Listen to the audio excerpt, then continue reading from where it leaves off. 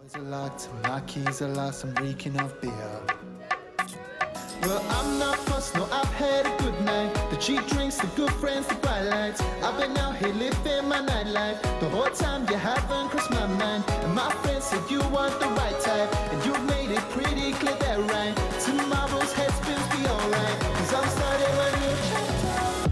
I've had enough, yeah, been enough, yeah, I've had enough, yeah, been enough, yeah, I've had you wanted, I've had enough, yeah, been enough, yeah, I've had enough, yeah, been enough, yeah.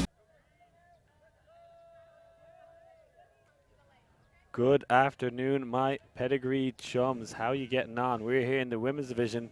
It is bracket play. We have Ireland taking on Finland. They had a very close game in the opening game of the tournament. It went to universe point. Finland getting the better of Ireland like they did back at Windmill just a few weeks ago. Liam Grant alongside Joanne Hamer. So, you just ran over here. Yep, a little bit out of breath, sprinting from pitch 1 to pitch 2. Was just calling an amazing game. The best game I think I've called all tournament. It was the Germany women versus the Italian women. I don't want to give too much away in case you want to go watch it right now on Fanseat, but let's just say a big comeback. There was a universe point situation. I won't tell you who wins it, but an absolutely massive game. A huge upset in the women's division. Very exciting. I think you're giving a little bit away. Well, the upset isn't maybe the upset that you think it was. Anyway, go watch it. But yeah, I think it's the Irish looking to upset the finish here. As you see their squad there, pretty much everyone fit except, of course, for just one player. Amy Moffat, I think, is the only one who sat out the whole tournament. Sarah Melvin was injured during the Russia game where they came pretty tight, pretty close game. But I think that was just the heat. So yeah, Liam Grant and Joanna Hamer as Ireland start off on offense going upwind. We have Anya Gahini looking to break the mark to Myrna. Or should I say Melvin. So conditions today exceptionally sunny, hot here in this turf field. Pretty close to 30 degrees Celsius. Vertical stack here from the Irish. Kelly Highland with the disc hits Myrna. A connection that happens quite a lot in this Irish O-line. Myrna across to Brina Healy, who I believe is playing for the under-24 women's team as well. Jen Kwan, president of Irish Ultimate, also coach on the 24 team, dishes out to Sarah Melvin, and that is a great goal. Nice calm possession from the Irish there to take that first point. We saw a couple of creative swings, a couple of breaks that were really nice, sat out just in front of the receiver for them to catch. Definite strong pressure from the Finnish D-line there, but not really enough for the Irish to feel under pressure. Yeah, Sarah Melvin with the goal there will be scoring lots of goals for the Eurostars Tour coming up in just a few weeks' time. Anyone else you're excited about seeing on that Eurostars Tour? I feel like we've been hearing tons of names being dropped about new players joining the tour. I wouldn't want to pick a favorite because you never know exactly what they're going to bring to a tour that might be different from what you see here. But if I'm not mistaken, I think one of the Germany women that I just commentated on will be joining the tour. I don't want to say in case I'm wrong, but if she is, I'll be very excited to watch her. Yeah, the score now 1-0 to the Irish. Unfortunately, no Finnish players on the Eurostars Tour. I don't think anyone applied. I was asking them why not. They said they're just very busy with life in Frisbee, only so much commitment. Pretty much all the women on this team focusing on this event. The European Ultimate Championships brought to you by the EUF. Essie Inkinen.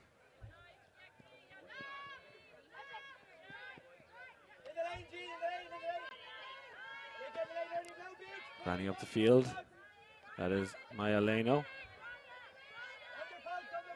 Back to Soraka, and in the hands of Inkinen is where this Finnish team wanted for the most part. The quarterback of this Finnish team.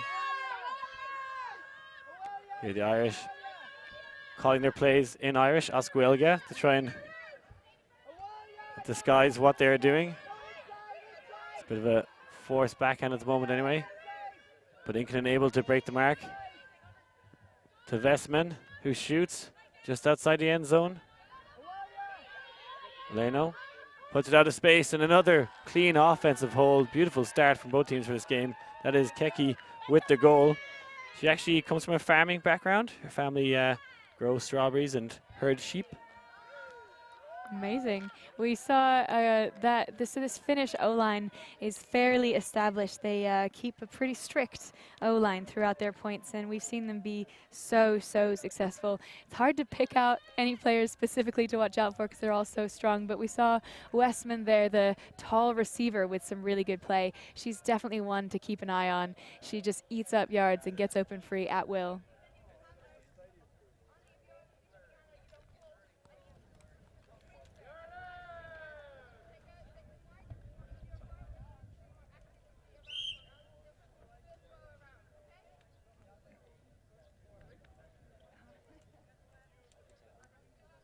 Score now 1-1.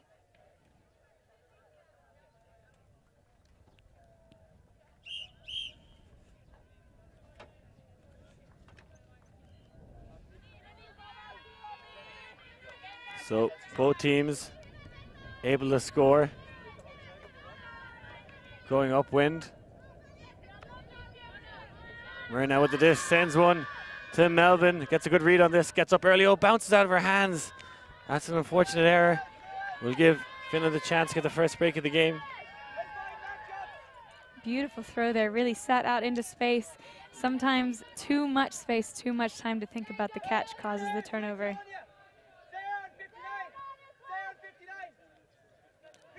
Will be Annie Jokinen to pick up the disc.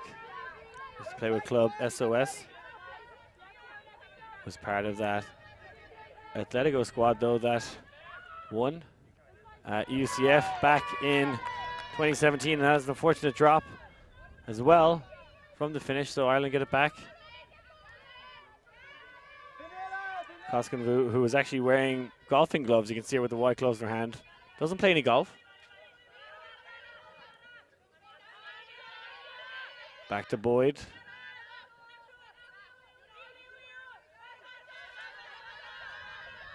Now Melvin able to hang on to this one. She puts across the field in the air for Healy, who has a great leap on her. And now cross Melvin to Myrna, and that is a nice hold after one little turnover, but they get in the end zone nonetheless. The turns from both teams there, perhaps just drops caused by a little bit of first point, second point enthusiasm. I don't think either offense is thinking they have too much to clean up there, just want to be executing a little bit better on the catches. As we see the Irish team demonstrating the various different methods they have been using all tournament to keep cool. Some spray bottles. We've also seen teams with shirts, spare shirts kept in ice buckets. We definitely trying to keep you updated on the conditions here on the different streams because it is changing throughout the day and throughout the week.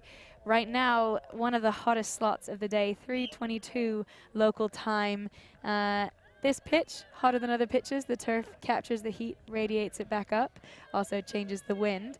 I think I would, I don't know if we're in the 30s yet for heat, but it's definitely very hot here. Too hot to stand on this turf without shoes, and the wind definitely will have an effect on some of these discs. Yeah, you were living the high life in the stadium moments ago. Now back down on the killing fields as Finland look to progress the field. Looks like a bit of a zone from the Irish. All Irish teams playing a bit of zone, but Finland making light work of it so far. Leno. Now back with Inkinen. Over to Vestman. Very tall, intimidating stature of Inka Vestman. And something I said before, but she's someone I'd love to see on that Eurostars tour. I was trying to find out why she hadn't tried out. And now a nice interception from Jane Linehan, who takes off down the field. Played Ultimate in University of Limerick. Now playing with Club Team Rebel. Claire Pugh.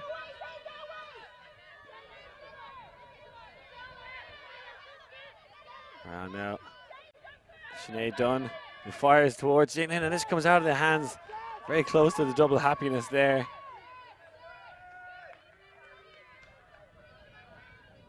Just bouncing out. We're seeing those discs continuing to bounce off hands. Maybe the first team to stem that tide will be the one to take an early lead, but with one turnover from each team now, Finland back on their offensive possession.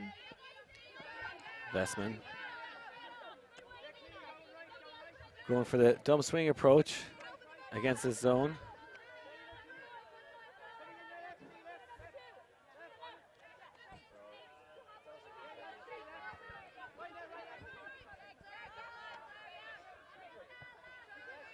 Just staying patient now, Finland. We'll see if anyone is going to maybe try and take on the overhead throw. Not too windy at the moment. Leno. Back to Saraka. And using the whole width of the field here, Finland, but not really getting closer to the Irish end zone. Jokinen. Anything that impresses you with this zone defense from the Irish? Yeah, I think it's a very strong defense, overloading the space just around the handlers. They've got 5, sometimes 6 players in that space if the wing pulls in, as we see a turn come possibly from that pressure.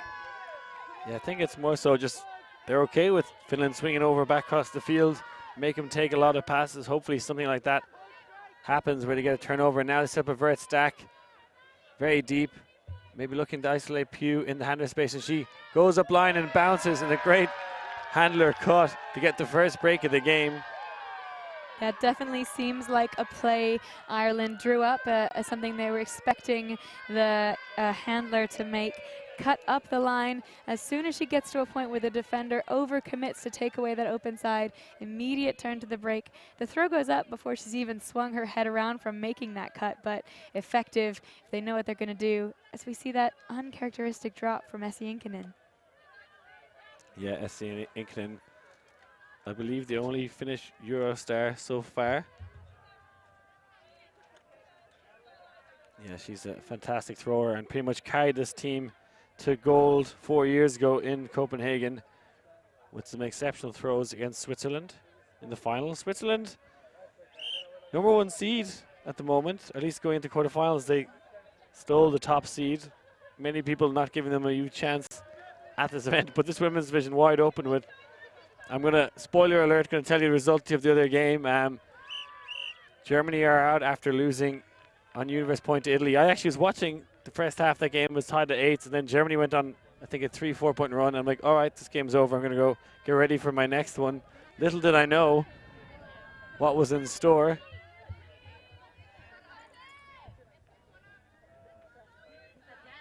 Linkinen. Looking deep straight away to Vestman. Oh, and a great intercept by Pugh. Has a little cheer for herself and earned that cheer. Absolutely, 2 Irish defenders there in that space. The throw was meant to curve over their heads, but it just didn't quite make it. So a very quick turn there for the Irish team. Jessica Chambers, she'd up the field, actually played with the Irish mixed team on the last cycle. Hasn't been playing a huge amount, but has improved year on year and definitely earned the spot in this team. A very speedy cutter. She's with the disc now. Chambers plays her plays her ultimate in Trinity College. Barry, low disc. And that's, I think, going to be called down, and it is. The wind affecting a few of these discs now, popping them up and smacking them down depending on what gusts they're having. Yeah, we've seen 2 turnovers so far from SC Inkinen. Not something that happens too often. And that almost a third, and it is a third. And a collision in the middle of the field.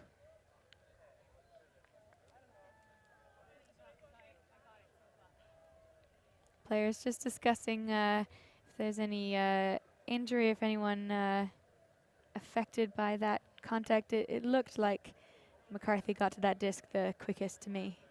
Yeah, I don't think the Finnish player was the intended thrower as well. I think a lot of people just going into the same space. I believe McCarthy may have got there first. Definitely got her hand on the disc first. And it has to be said, I watched the opening game for these teams against each other, and the spirit wasn't the May West. I mean that from both teams. I don't think either team was worse than the other. But hope that game doesn't spill over into this game. Yeah, both teams reporting back that they were a bit frustrated with the spirit from the other team, but also that they wanted future matches, if they did match up again, to go better. So I think both teams will have had an opportunity to consider what did go wrong and make an opportunity to fix it in this round. So the turnover will stand. And interestingly, they've set up where I think McCarthy had it in her hand, so I felt like it should have been touched back in where everyone was set. But good spirit from Keki on the Finnish side. I'd like to see that's the first big call of the game and resolved quite well, so hopefully that sets a good tone. And now a hopeful Hawk sent to the end zone. Emily, oh my word, how did she get her hands on that? Didn't think she was going to get there. Emily O'Brien, the kind of junior on this team, hasn't a huge amount of international experience, but taking to it by storm. What a fantastic catch. I didn't think she had much of a hope there. No, it was definitely a Stallnown bailout. She did a great job of reading it as it came over her head, getting a hand on it just above the Finnish defender. That throw really forced by the very strong defensive effort on reset handler cutting there. We've seen that a few times so far from the Irish, very strong at marking out, from the Finnish, very strong at marking out the Irish reset defenders. But if you've got no reset and you have to send it into the end zone for a score, that's not a problem. So we see a timeout taken here, and I would assume this timeout is coming from Finland. Both teams trying to shade themselves a little bit from the sun where they can, but not much shade available on pitch 2. So teams will have to stay out in the sun as they try and keep cool and reset themselves. So the score is 4-1. Ireland starting on offense and managing to get 2 breaks. So now with a 3-point lead.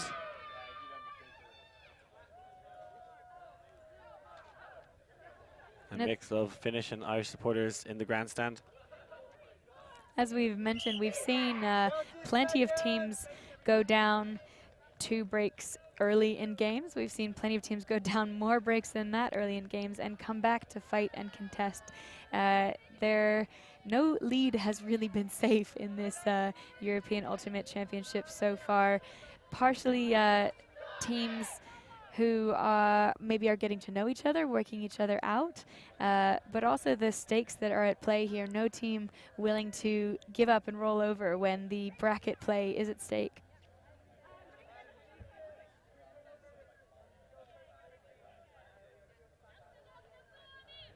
So actually in the last 2 matchups, Finland getting the better of Ireland on Universe Point, or it might have been 12-10 I think in Amsterdam. But actually in the European Ultimate Championships 4 years ago, Ireland beat Finland in the opening game. And Finland went on to win the tournament. Maybe it'll be the other way around this time, who knows? As said, hard to beat the same team twice, or in this case, thrice, for the Finnish.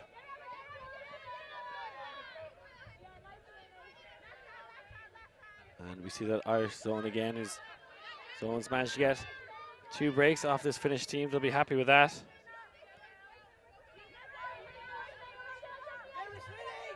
There they get the disc up to Vestman. They found some space in the middle of the field. And someone the Irish will want to watch.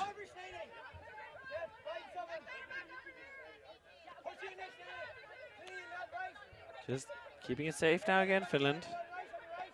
But they still need to try and get it in the end zone. You can't score unless you throw it in the end zone.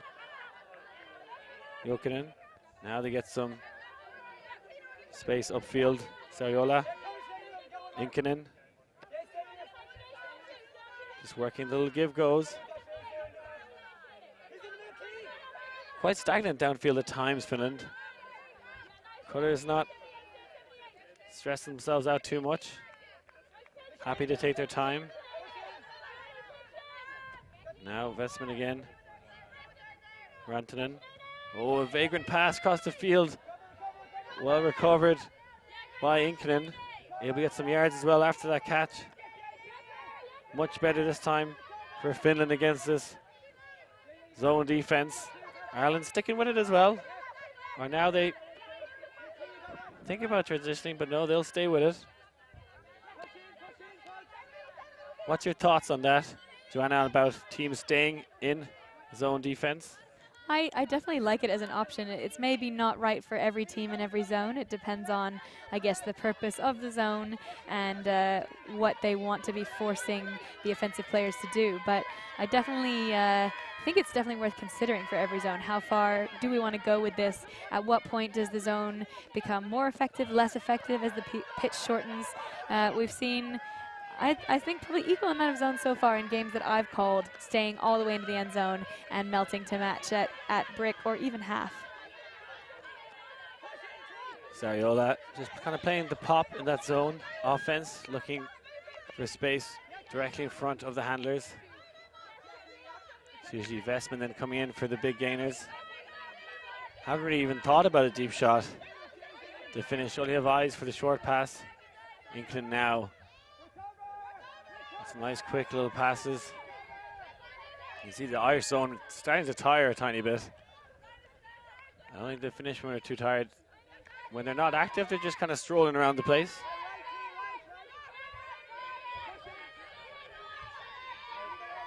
I think they're just trying to wear the Irish out.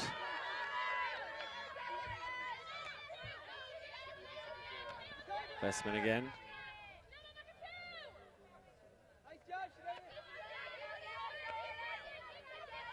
Jokinen, back to Westman. It's been a lot of passes in this point so far.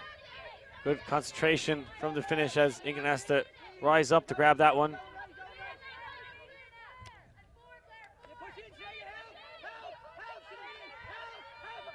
Finland, not technically a country in Scandinavia. I found out, had a little debate with Benji Rees about that. It is maybe considered Nordic in a way.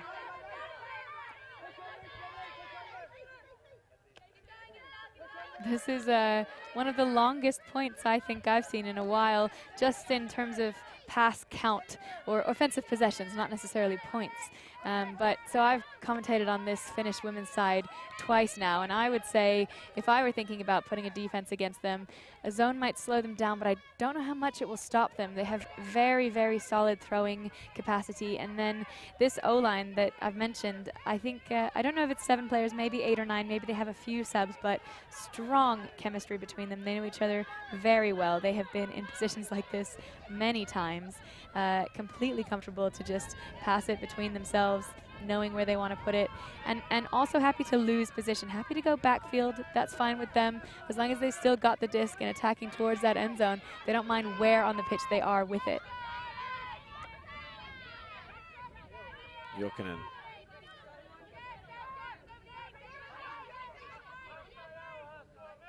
Inkinen. Looks like there's a call. Looks like a foul call downfield. Sariola maybe getting some contact with Cliona Doyle. She's trying to crash that cup. And actually Ireland was streamed earlier this week against Ukraine, and they said I don't think they played their zone. They played horizontal stack the whole game. They never play horizontal stack. They were doing lots of different things to maybe throw off potential scouts, but I think they're just going to have to play their honest game in this one, as it's going to take everything they've got to defeat this Finnish side, the reigning champions.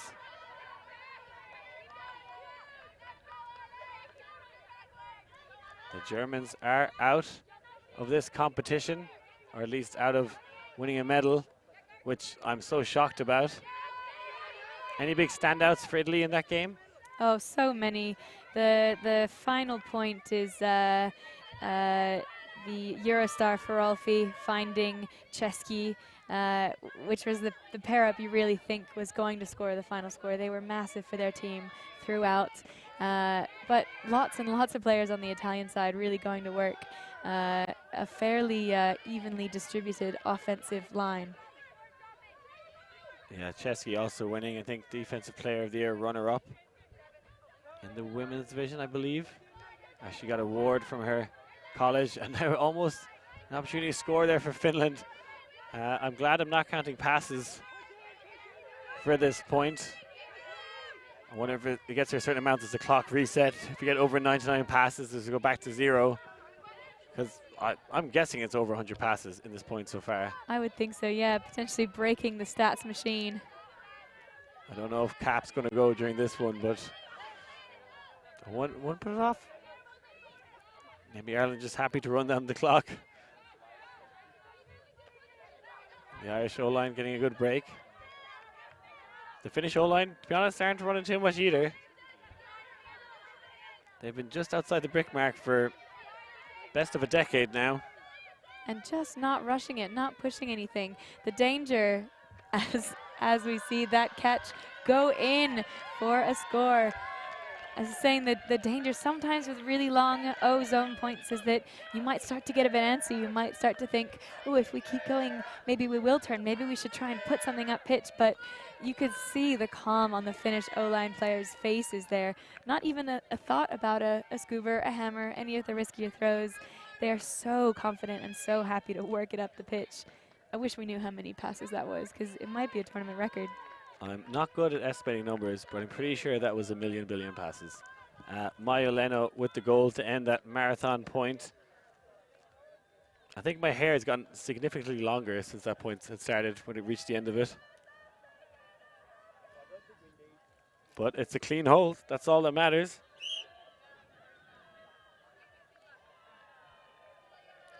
I have a sneaking suspicion that if the Irish are able to get a clean hold as well, it's going to be less passes.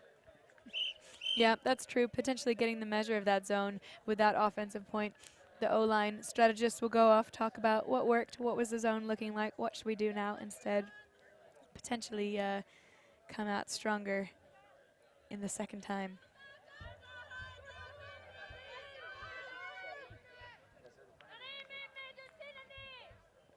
So Gilheeney now has a deep cut from Myrna. Drags two players with her, leaving Melvin completely unguarded. And it's Myrna coming under, but that one goes through the middle of the stack and is a turnover. So Finland will have a chance to get one of their breaks back.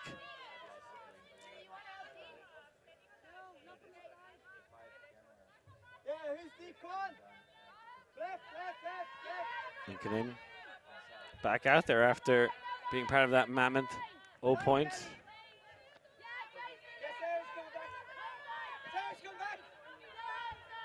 Oh, now, oh, great interception from Melvin. Looked like England was in front of her, but she managed to just reach around and get the play in. Highland bobs one up to Melvin, and that is a great goal, and Ireland celebrate getting the disc back. Kelly Highland with the assist. Actually plays with New York Gridlock, one of the Premier Ultimate League teams. That's true. I've been told that she was here late because she was at the finals, or was she here and missed the finals? She was here and missed the semi-finals. I believe her team losing to Raleigh on double game point. Had she been there, might have ended differently. Potentially. That sequence of 3 games, those 2 semi-finals and the final from the Premier Ultimate League in the US, 3 very, very good games. You mentioned one of the semi-finals going to double game point, also the other semi-final going to universe point, and then the final, a hotly contested game as well. Not quite double game point, but close. All 3 of them definitely worth watching. So it'll be Zoe Langsdale to pull here from Ireland. Originally from the US, but has been studying in NUI Galway, representing Tribe on this women's team. So no breaks for for Finland so far, and they'll be coming out here on offense, going upwind. Inkinen. It looks like it's back to a match defense from the Irish. A few little poaches in the lane, though, as they're allowing the swing. Vestman. Rekola. Kiki.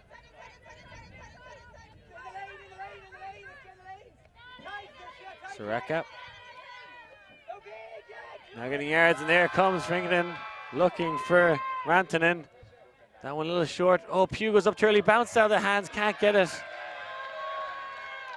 They need to be scoring those points, Finland. Yeah, very, very good defensive pressure there. But as you mentioned, not enough to put off the disc, and the disc goes in and out of the hands of Rantanen.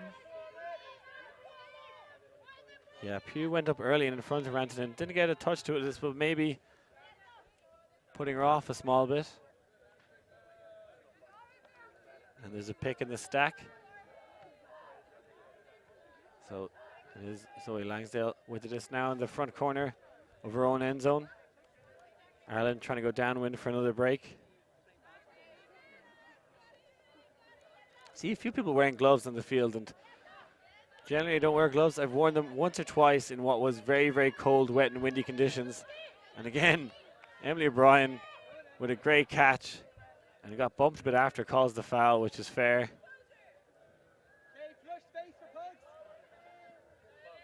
The gloves question. Gloves is definitely an interesting one on this pitch. It's definitely not cold enough to need them, but potentially due to the sweat of the heat as we see a turnover.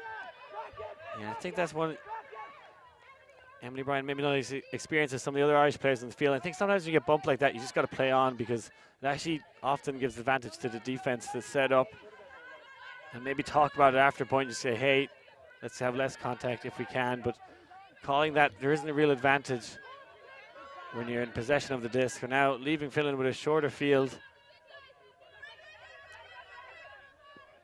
And they're just outside the end zone. Ireland kind of doing a switchy little defense in the end zone, but now they score the finish. And that's Keki with a goal. Score now 5-3 to the Irish. Another offensive hold for the Finns, but not without pressure, not without a turn from either side.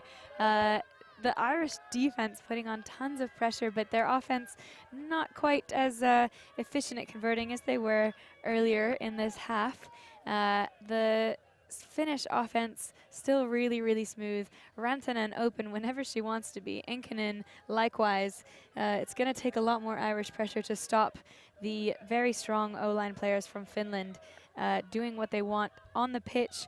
The turnovers coming from a lot of bubbles, a lot of hands coming out, discs coming out of hands that have made it there, that have already made it to the place where they need to be. So Finland really needing to stem the tide of dropped discs. Looking at some of the other quarterfinals, Russian women up 4-0 against the French, who had a fantastic game to beat Great Britain. Not many people would have called them to do that. And then Belgium up 4-3 on Switzerland. So that'd be a little bit of an upset if Belgium can win that game and make it to the semis. I believe Ireland women beat them 15-6, which was maybe a low point for the Belgian women, but they've come back strong. Yeah, they beat Finland yesterday on Universe Point, which nobody expected. Everyone was sort of already calling that pool, and the result between Finland and Belgium caused a three-way tie. Delaney, a lot of space, rips one deep. Two receivers there. Brina Healy goes up first. Can Melvin maybe recover it? Oh, what a defensive play. Brilliant. Well, there's a call in the field. That was a bit of a dangerous disc. I think the thrower definitely had power position, which is always exciting, that momentum coming behind you, meaning that you can throw a very strong throw if you choose to. But upfield, not only were there two cutters, but neither of them were particularly far in front of their defenders. So lots of opportunity for the Finns here to get a D on this play, and both defensive, both Finnish players getting a hand on it. Yeah, to me that looked pretty clean for investment. I think it always happens when these discs go up and there's a lot of people under it. It bounces off someone, then position isn't really established as easily. It would be interesting. Maybe we can see a little closer on the replay. Westman might have hit the hand here of the Irish player. She's going for it. But again, the players have the best perspective. They're the ones who know what it felt like. They'll ask for advice from their teammates and from anyone around if they want to. Players can ask for replay from the crew here filming if they want, but don't have to.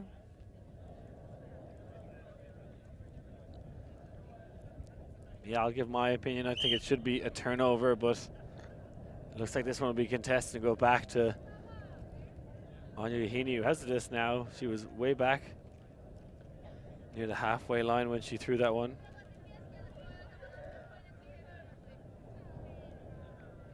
And maybe getting away with that bit of a hawk. I think she had some good receivers in the end zone, but maybe no one isolated.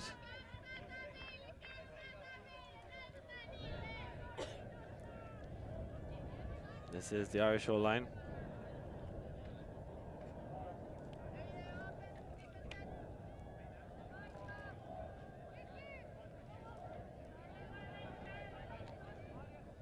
I see a violation there as they move before the disc is checked in.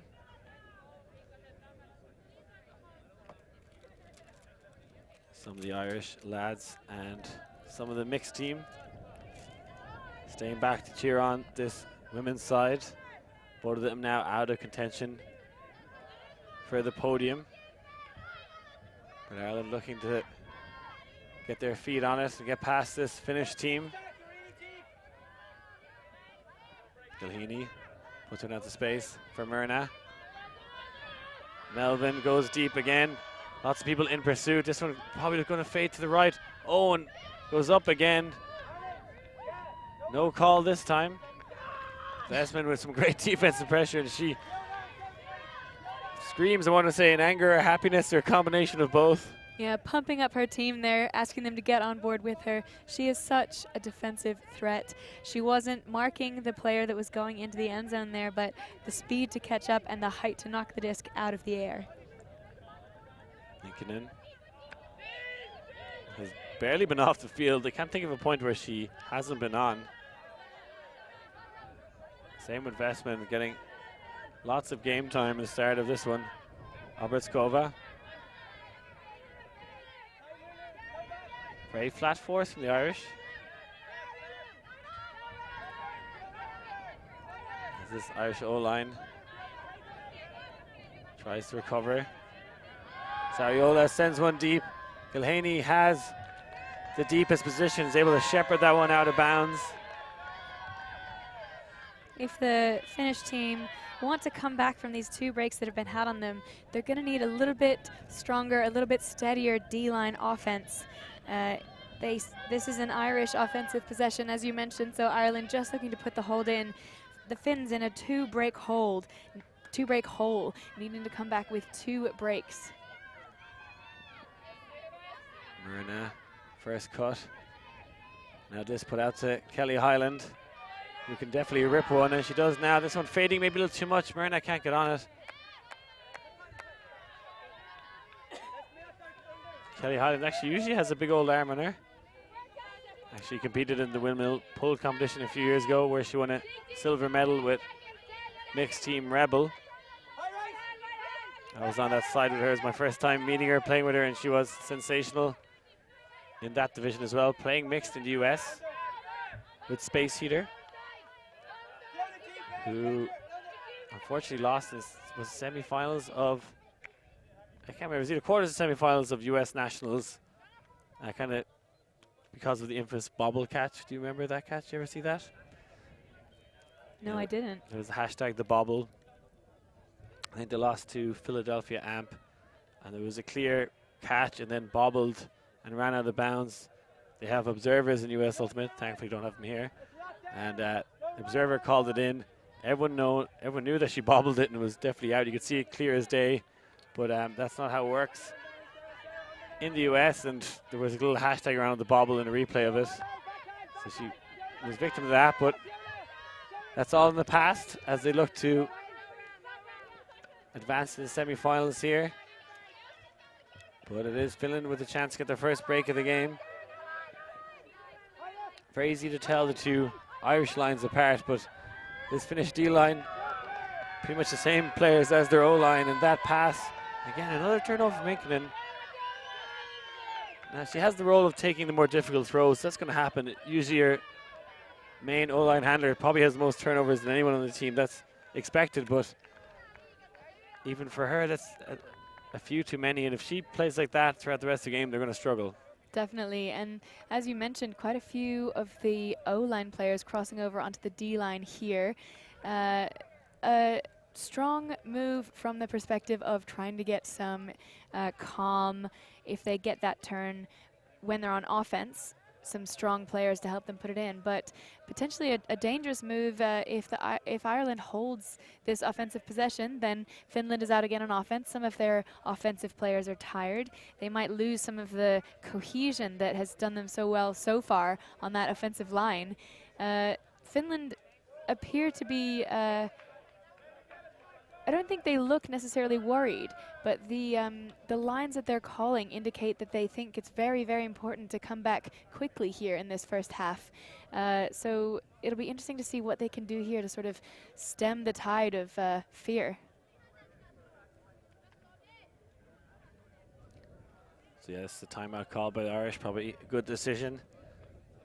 Give this O-line a break as they try for the third time to shoot to the end zone. 2 turnovers for each team in this point. Quite a long point. Maybe still not yet as long as that Finnish offensive zone possession, but long in its own way.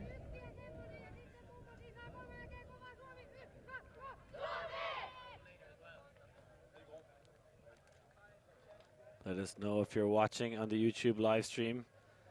Give some shout outs, anyone in Helsinki, Dublin, or anywhere else in the world cheering on these fantastic athletes.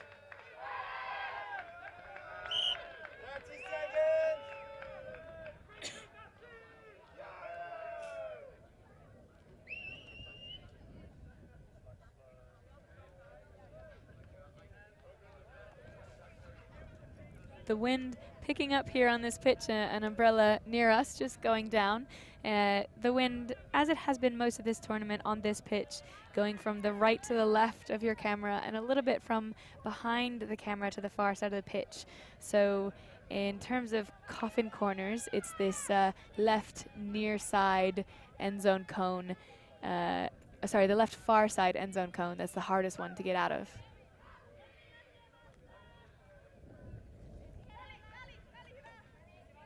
So Gilhini back to Boyd.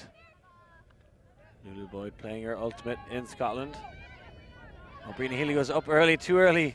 Can't get it on 2 attempts. So Finland will have a short field. Eurostar against Eurostar here.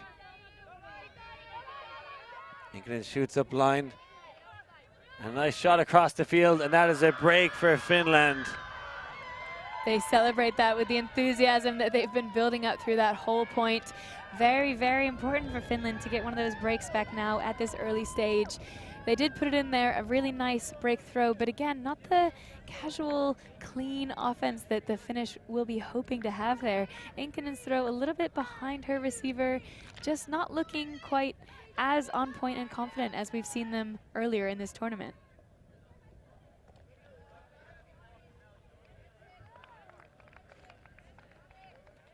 Yeah, that a big moment for Finland. We'll see if they switch up their D-line now, give a few of some of their stats leaders a break. As we see a church in the background there. Actually quite a lot of religious buildings around town. I think there's a synagogue I've seen, a mosque.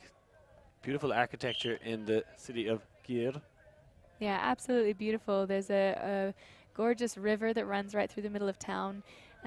Some lovely bridges over it. You see in the the shots that open up this footage, just a little bit of drone footage going over the city. And another thing that the players across the tournament have been finding out is that Dior is very, very good at ice cream.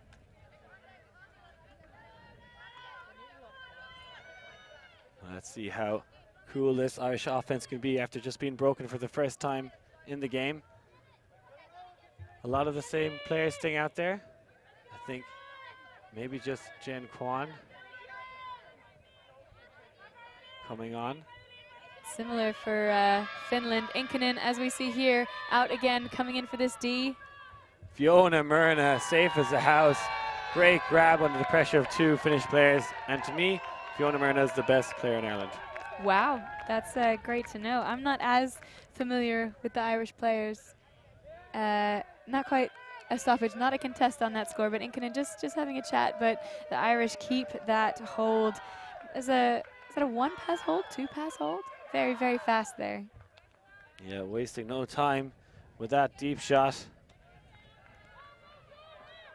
Yeah, would love to see Myrna maybe join the Eurostars at some stage. I think Anya Gilhini as well tried out.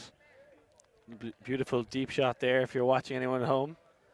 Definitely has the throws for it anyway. Inkinen looking like she's going back out again, walking to the line with her O-line. We haven't been counting exactly, but we're not sure if she's been off a point yet so far in this game. She knows this one counts, it matters. The loser is out of bracket play. And Finland facing down still one break below Ireland. They know they need to get one at some point, and hopefully before the Irish get another one from their perspective. So this is actually the third Irish team we're streaming in a row. The things I have to do for the UF to manage that one. I think we're actually expecting Italy to beat Ireland mixed, but that went to a spicy universe point game and they won that one. Actually, Fiona Myrna's brother Keith was on that mixed team, captain and leader. So the Myrna family can be very proud of what they're achieving here today. Inkinen.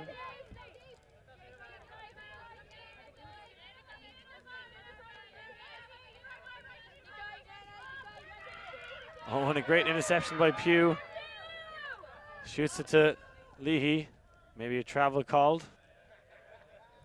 Just an overthrow there by Inkinen. I think the wind catching that disc and taking it a bit too far. The wind now having switched a little bit, crosswind coming towards the camera, but maybe catching the edge of that disc and taking it just out of the way, and a great defensive effort to get in the way first. Yeah, that was definitely a travel by Pugh. You have to come back in from where you ran out of the field. She gained a few yards, almost like you ever see a throw in football. They usually steal 5 or 6 on the sideline. Doesn't work like that in an ultimate. Have you brushed up on any of your knowledge of the Women's World Cup in the past few days? Definitely a little bit. I'm not a big football fan, but will watch women's sports of any kind. Oh, and that hammer just off the hands in the end zone. So this back now with Inkinen. Nice pass up the field, and we do see a bit of zone again from the Irish. I almost want to ask you to count the passes now. It would be a big job. Yeah, it'd be me trolling you more than anything. As it is a very patient side, this Finnish team.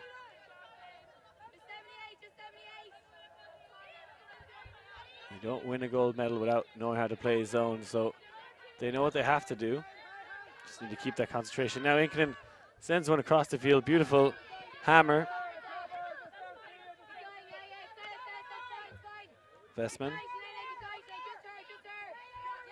who's a sports nutritionist. Shout out to her dog, Bro, who I'm sure is watching the stream.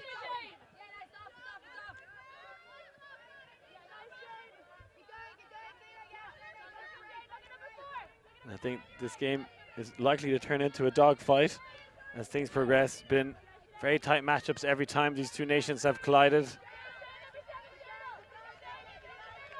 And just working nice and slow here to finish. And like the Irish often do, they're going to stick in this zone, I believe, all the way to the end zone. And it's something I really like. I think it's actually, zones are often more effective outside the end zone. You have less space. A lot of teams always have their end zone offense. To get near the end zone, they call their end zone offense, and suddenly they're faced with a zone and they don't really know what exactly they're going to do, or catches them off guard at times. Something that's become very popular in Ireland.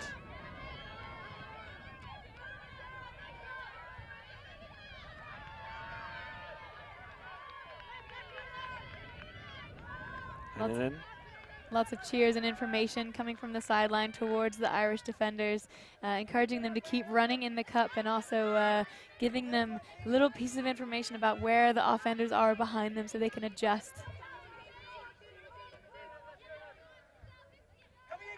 Bakula. Healy come right around on the mark, forcing her to throw backwards. I think that's always a great skill when you're on the force, to recognize maybe someone's, let's say, weaker thrower, but doesn't want to throw downfield as much. Come around behind on the mark, put more pressure. I think when you see when Inkinen has it, she's less likely to do that, be more conservative on the mark. I'm not actually sure if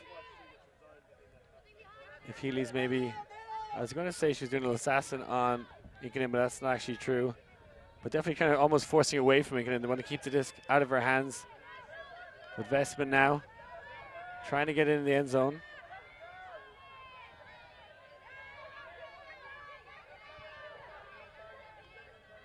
And this was what could only be described as boring ultimate, and use, I say that in a nice way, I mean it as a compliment. Absolutely. The Finnish team very, very calm and confident. It is an interesting point, though. If the Finns score this offensive hold, the emotional feeling of the point is very calm, possessed, because that's what the Finnish need right now. But I think what the Finnish D-line might need is a little bit of fire. So hope if they score this point, we'll hope to see them celebrate it as if it's a massive layout end zone full pitch grab.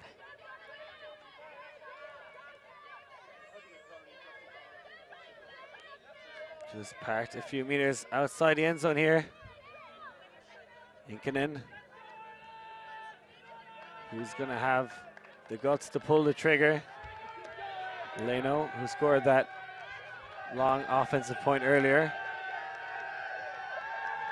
You see the Irish sideline getting loud, getting pumped up. They can see the zone is getting a little bit tired, so they want to give them all the energy, but it's a great goal for Finland, and they're the ones cheering now. Saraka, what another great goal. Very tightly slid in there to a very small window. I'd love to see that replay. The Irish defender coming across. We actually couldn't even see the disc as it was caught because there were so many bodies in the way. Excellent patience, as always, from the Finnish O-line to find that. And a nice big celebration from the Finns, celebrating that offensive hold.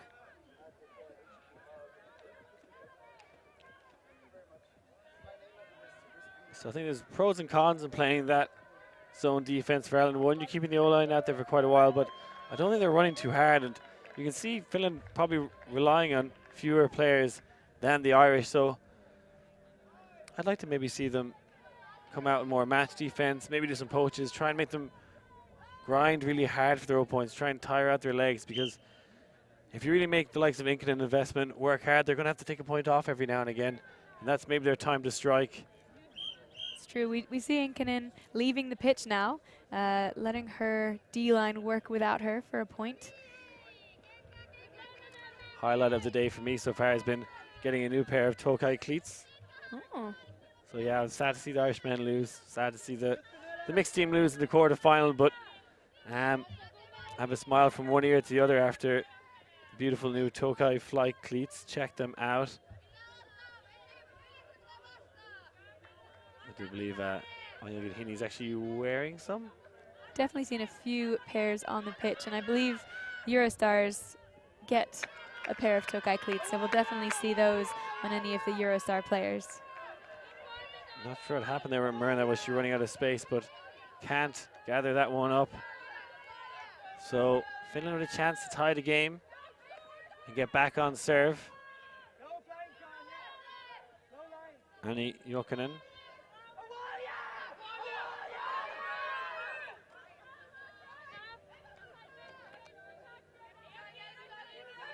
Now Finland with a chance to get another break in the row. Seemed like they're behind this whole game, but in a matter of moments, they could be tying it back up. Good play from Koskenvu. And now a shot across the field, and that is a goal for Finland. Obratskova with a second break, and notably Inkinen not in the field there. Westman not in the field. So some of the other Finnish players stepping up to tie this game. Absolutely. Finland demonstrating their depth there. Some very confident, calm handling, faking out the break side, faking out the open side, and getting it around to the break, moving the mark all over the place in order for her to be able to get this throw off. And very well caught, well shielded there by Obratskova, who has played for teams in both Finland and Russia. She is a plant-powered environmental engineer. Her teammates say that that means no one actually knows what she does for a living.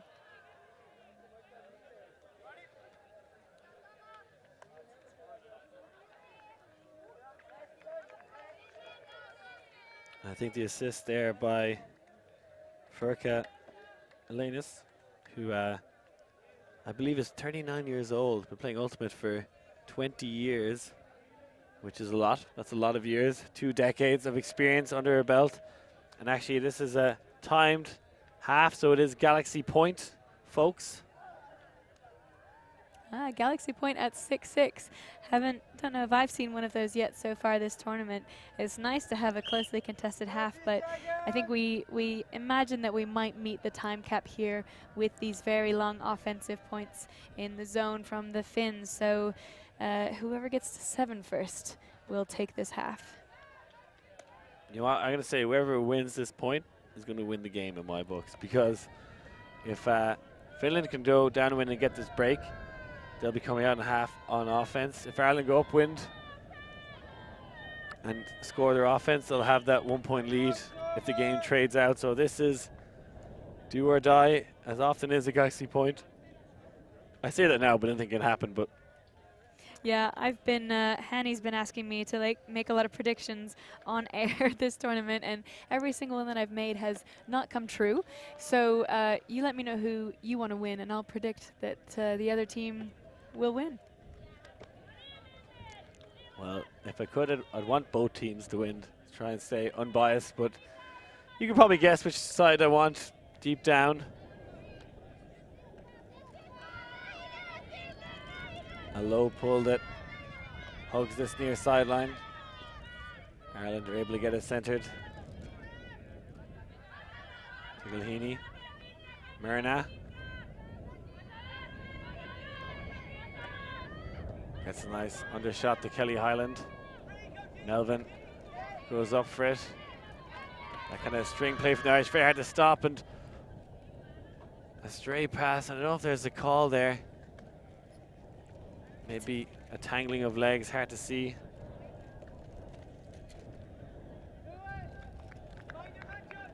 No call. We can see on the pitch the retracted hand signals being made. There's no call. A trip on the field, but potentially didn't affect the ability to catch that throw, which was quite far out ahead.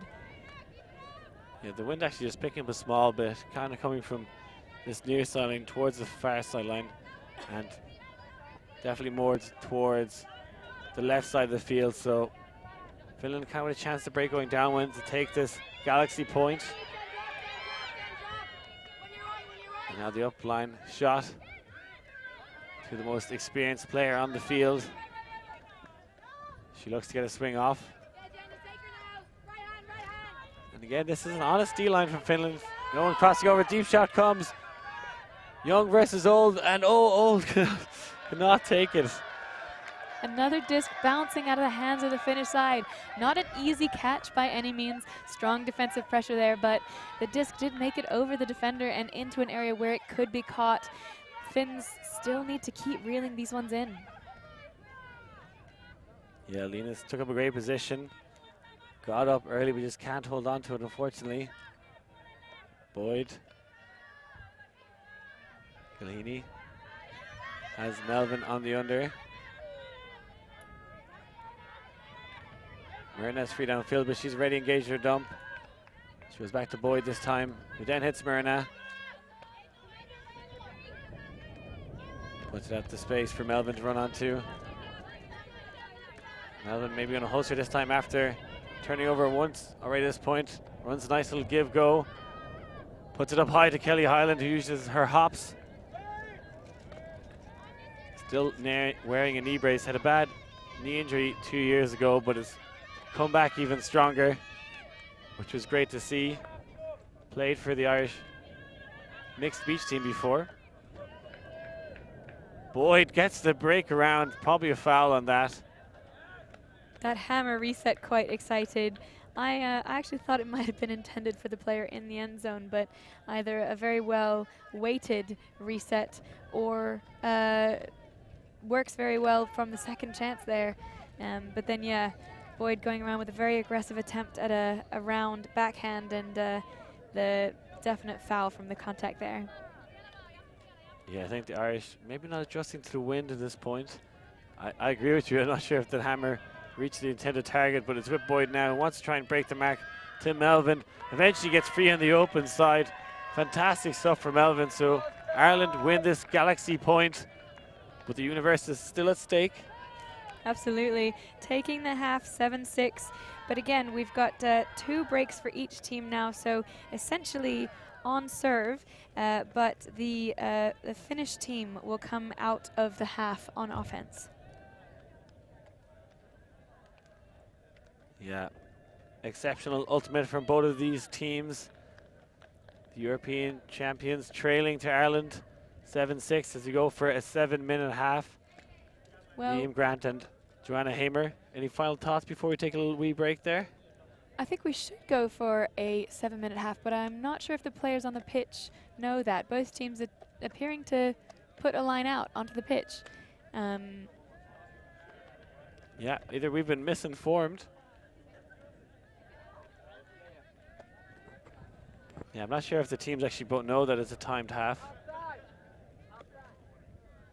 Teams just being informed now by the scorekeeper that it is halftime. I think they did not know that the time cap was on. So we're just letting them know that it is halftime. They will get 7 minutes now. Teams very keen, lined up on the. So they've been told by the scorekeeper that it's halftime, but both teams deciding to play at this point. So Ireland pull and then don't chase it down, thinking that it was halftime, but they pulled the disc. So that it is up to the players to enforce their own rules. So ignoring the scorekeeper there and not having halftime.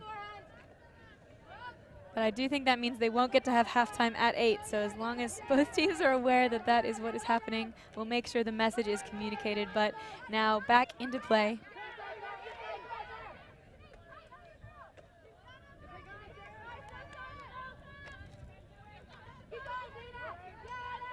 So Finland shoot across the field, just outside the end zone.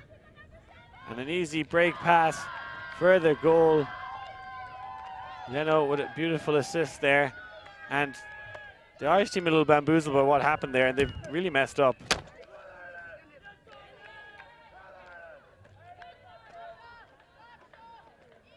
So I'm not sure what's going to happen now.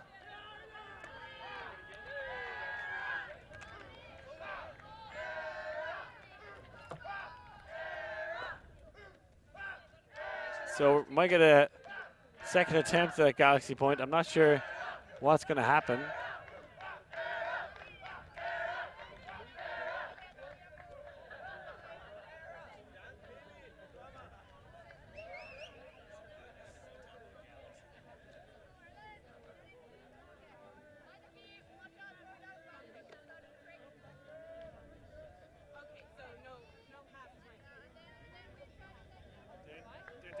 should be a halftime.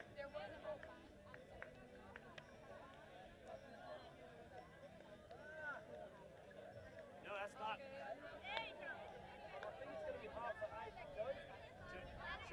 Joanna, they have to take a halftime and switch. And switch sides. So that one didn't count. It counts. You're just going to have to take it at 8 now. Yeah, that's not the rules.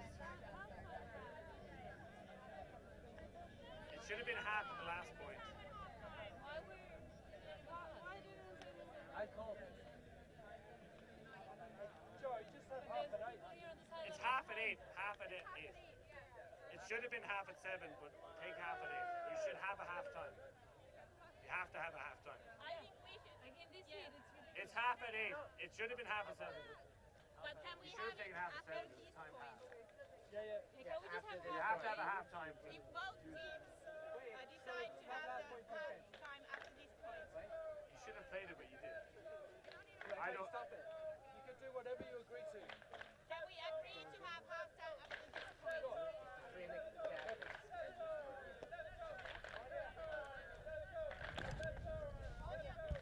Apologies, folks, for that little delay. We're trying to find out what's going on. Both teams deciding what should happen since they didn't take half when they should have. I think the fairest thing would be to take half at 8 to allow for that switch to happen and for them to get an offense after half. Neither team hearing the whistle for the cap at half. So the leadership teams for each team will discuss now what they want to do.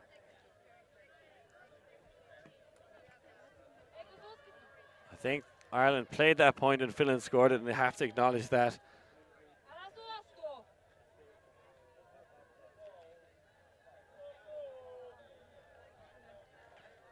Two issues at stake here with the halftime. The first is the 7-minute break, which is very crucial in this heat. All players want to have a little bit extra time, but the other would be the change of ends.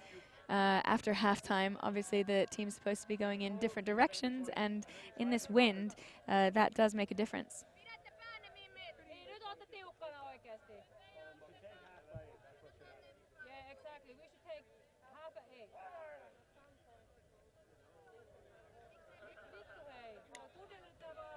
Still debates going on about what should happen.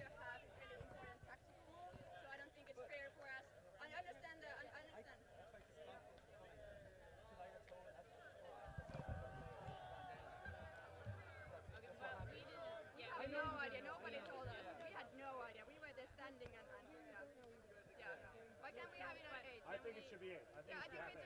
I was trying to stop you, but once you pull, you're playing the point. Yeah, I thought you were calling an offside. So is there any rule? If you play the point, I know if you play the point, you play that point, you pulled Ireland. I know you tried to stop it, Ireland participated in that point. Not a rule to call it point. But if we don't have a rule, then I think we should just play this point and then have a half. We don't have any rules. We don't have any person here telling us what to do.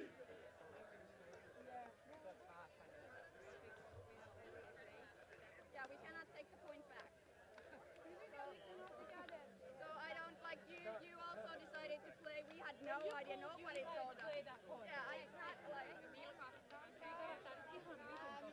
So discussions continue here. This is exactly what this game did not need, is some contention that it's really neither team's fault, both of them not really realizing it was a timed half. We definitely realized on the stream. So we're going to chat here for a little while, folks. Bear with us. Let's try and find out what happens. Nobody here from EUF to make a decision. But I think the first thing is for them to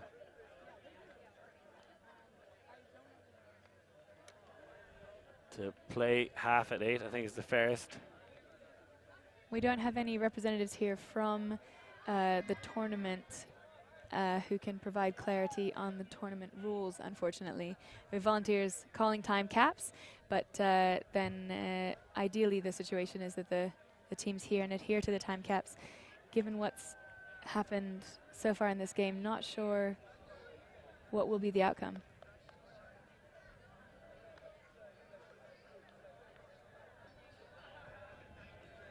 And you see Ted from DUF on the far sideline. People going to him to maybe clarify what should happen.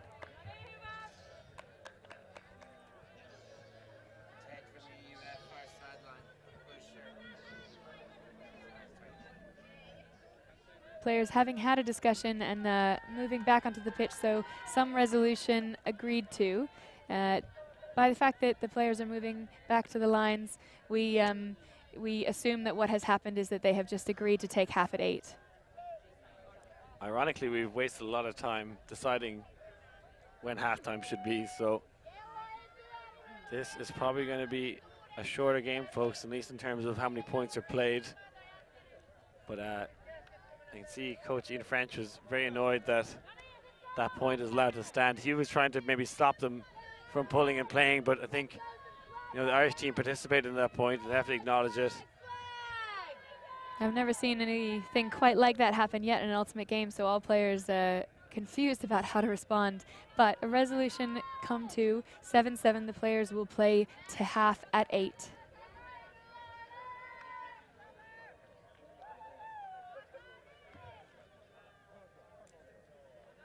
So this is Galaxy Point, huh? We get 2 in the same game. Plenty of Galaxies out there to be won. Kalhini. So now I think whoever wins this point is going to win the game. Melvin goes up high.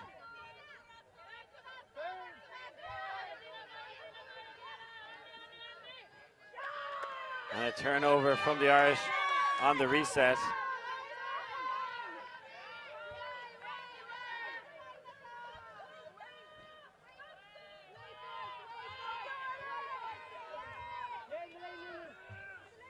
Inkinen picking up the disc. I think there's a big difference because we didn't see on that supposed Galaxy point before.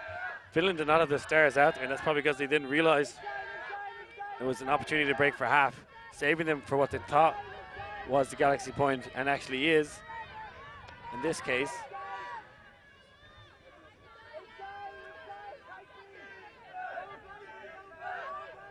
Leno looking for the give go, and it's a straight pass into the stack, and it's caught by 2 Finnish players. Not sure who's going to take the stat for that one. It is Vestman, so they do break for half. Wow, what an interesting point. The Irish team just with an unfortunate overthrow on one of the resets, and the Finns managing to capitalize. And yeah, this game has gone a really interesting direction. I think both teams feeling a little bit frustrated at the confusion. And I think you're right that the Finnish team, having won that point, have an advantage because the Irish will be reasonably frustrated with not understanding what was happening there with half. You can see the Irish are still chatting to Ted from the UF. They need to let this go. It's happened, move on. And you can see, I think, maybe one of the reasons they turned over and lost that point is they still had frustration in their minds. They need to focus on what's ahead of them. Still a second half of Ultimate to come, albeit only about 30 minutes left on the game clock. So they were 3 points up at one stage, now trailing by 1. Yeah, and hopefully the discussions between these two teams can continue to be productive. This is obviously a very stressful situation with not understanding what was happening with the Caps there. We saw a bit of frustration from both teams at the half, but now it's a whole 7 minutes for each team to calm down, reassess, come back out into half, I guess, new half, and attempt to have a better spirited game than the last time they matched up, where I know neither of them was satisfied with their performance or the other team's performance in terms of spirit. So that is halftime, folks. We're going to take a small break. Liam Grant alongside Joanna Hamer. We'll be back in just a moment's time.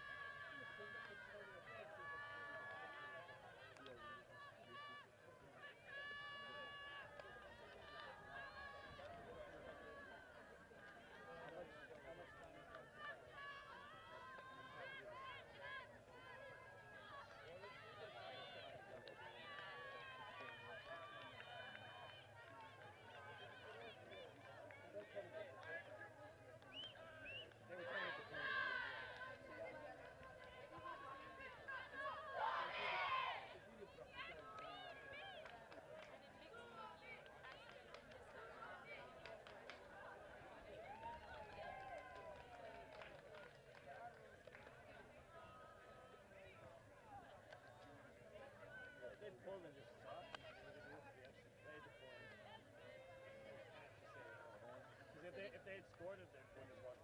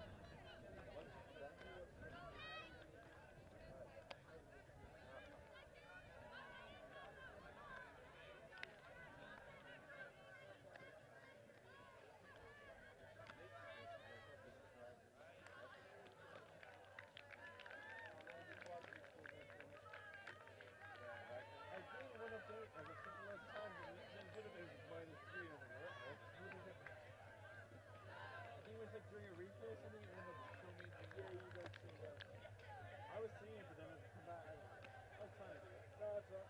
After I'm like, it's like I do it as well. I do it, but if we're wrong, then you can't tell us.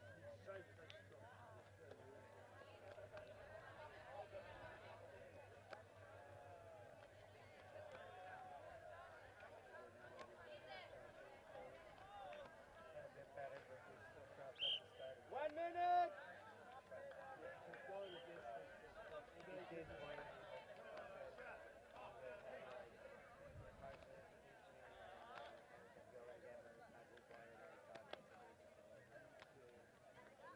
Maybe you fit it safe.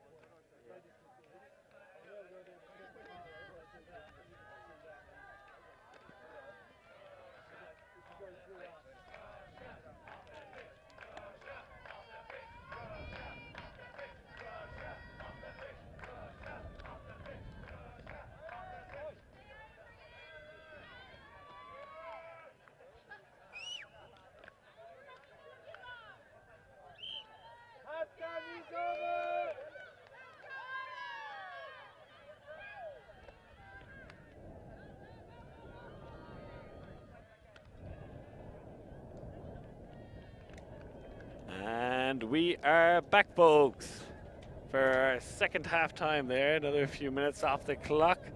A little halftime show from the Russian men who decided to take to the field, who were shooed off eventually, thankfully. So Finland in the lead after what was a controversial Galaxy point. Definitely controversial would be a good word to use there. We had two sort of half times. The teams sorting it out very well in the end. Very good communication between the teams, deciding what they're going to do, able to take that half, recoup, reset. Hopefully they'll just be able to erase that from their memories, the frustration and confusion, and come back out here. The Finns leading 8-7 with a turn on that last point, getting them a break. Yeah, the only galaxy I've ever been to is the Milky Way. I believe it's the one we're living in. Have you made it to any of the other galaxies? Not myself personally.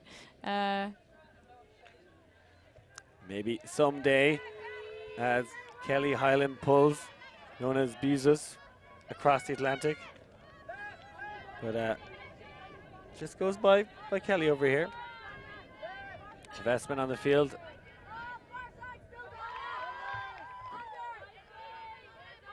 So Finland have the stars back out there. I do believe we'll have another 5 or 6 minutes added to the clock due to that confusion. So hopefully it won't impact the play. But Ireland were going to be going into half, holding a lead, and then after that all was said and done, they are now trailing. So Vestman gets the upline shot.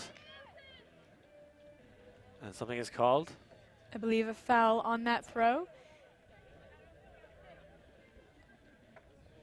Or potentially on the upline cut. Players will discuss the amount of contact and how much it affected the play. It looks like it is retracted. So Ricola has a disc and a violation called.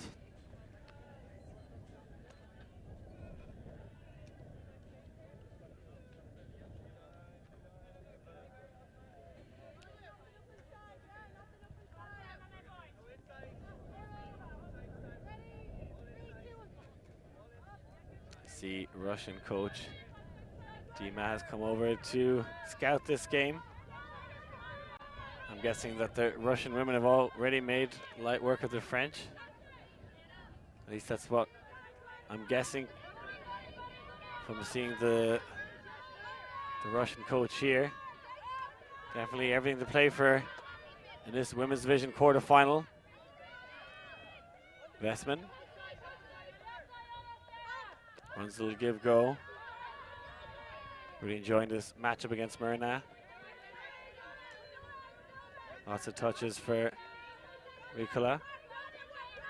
Looking for that low release break, but has to go back to Maya Leno. Inkinen gets a continuation cut. Claire Pugh is poaching the lane and leaves. Oh, is that a drop? Looks like she caught it. Wasn't sure if she was celebrating or dropped it, but just comes shooting out of the breadbasket pretty late. Unlike Keki. Yeah, another one of those drops that we've been seeing from the Finnish team throughout this game. Discs that should be fairly clean catches just coming out of hands, and they really can't afford it in a game as tight as this one, giving the Irish back offensive possession.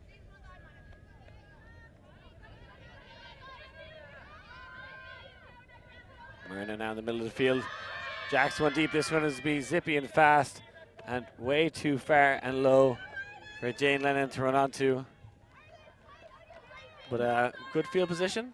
Absolutely. If Hakandi is part of the strategy here of the Irish team, that's a fairly good place on the pitch to be trapped. We felt a little bit in that last possession by Finland, because the wind is coming from behind the camera to the far side.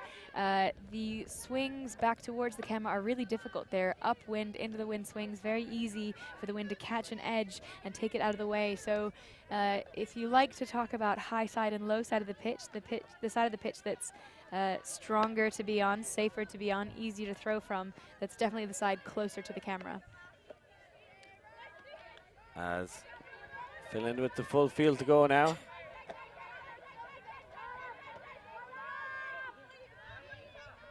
If they want to get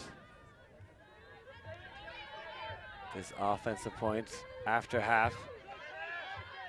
I guess there's almost 3 halves to this game when you think about it, the way things work out.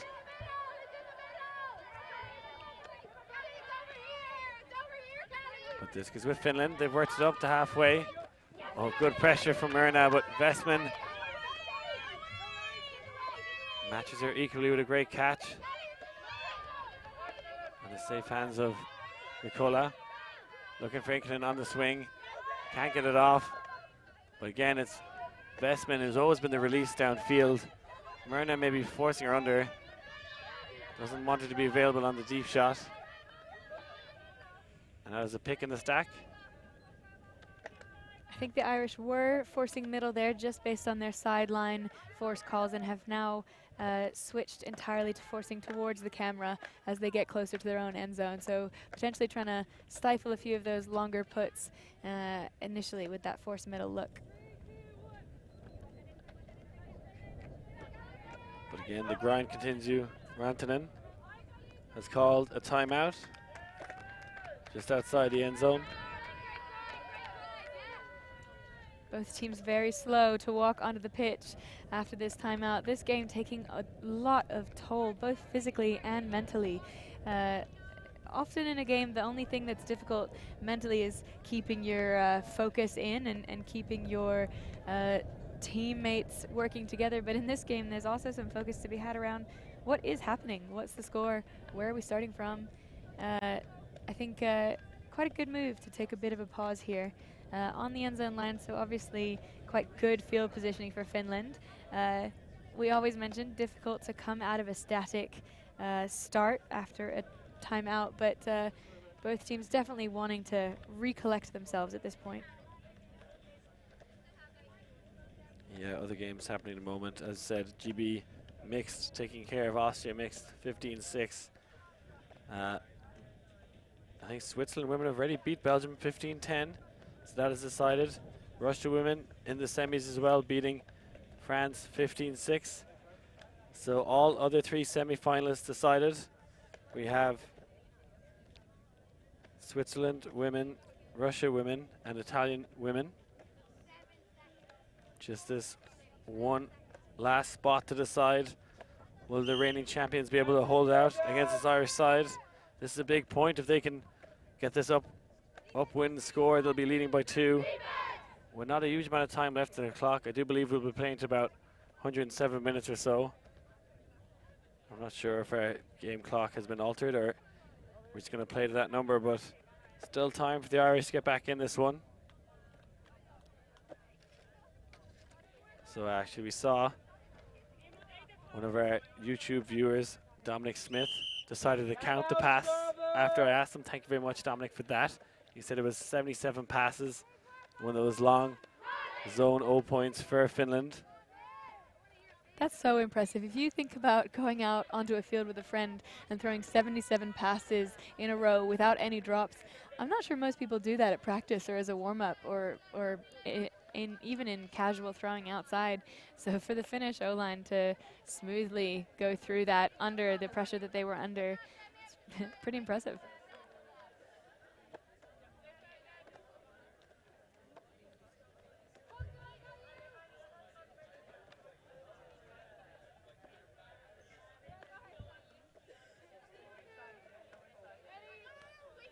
Shout out to Rory Kavanagh, who's watching the stream in Spain. So fans from all over the world tuning in and pretending to be working in the office when they're really just skiving off. A lot of Irish people skiving off for the last few hours. Very little work being done in Ireland. And there's a shot to the end zone. It's a great goal. They take a 2-point lead. That is, I think, 3 breaks in a row or 2 breaks in a row anyway for Finland. Strong performance there. Really, really great last attempt layout there by the Irish defender. Had a hand almost between the hands of the Finnish offender as she catches it, but calm control into the end. Sort of seeming like they're maybe smoothing over these drops that we've seen from them so far and taking a 2-point lead. I think this is the first time the Finns have had a 2-point lead in this game. Yeah, most definitely. It was Ireland who started off the first few breaks. I think they were up 4-1 at one stage.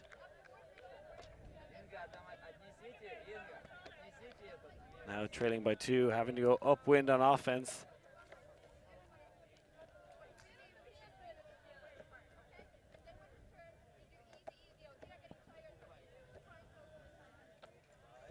Can hear Inkinen talking to her D-line there, talking to them about the offense she'd like to see from them if they manage to get a turn from this Irish O-line.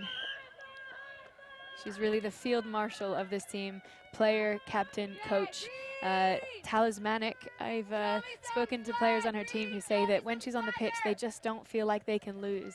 A player who brings a great amount of confidence to her teammates.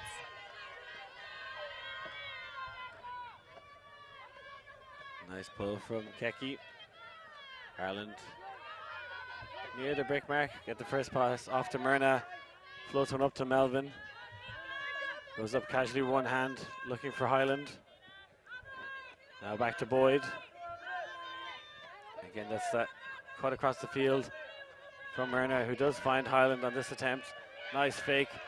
Sends her defender flying, but can't get a throw to the break side. Done. To Myrna. Out to Boyd. Fakes the flick and calls the foul.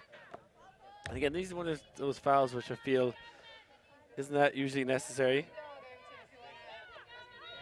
Definitely, and also affects the play because potential open pass is really stifled.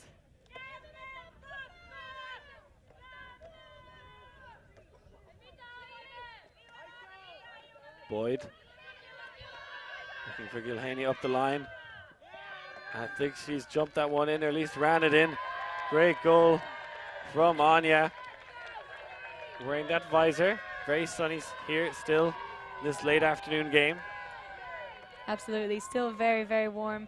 Great offense there by Ireland. Exactly what they needed to demonstrate there.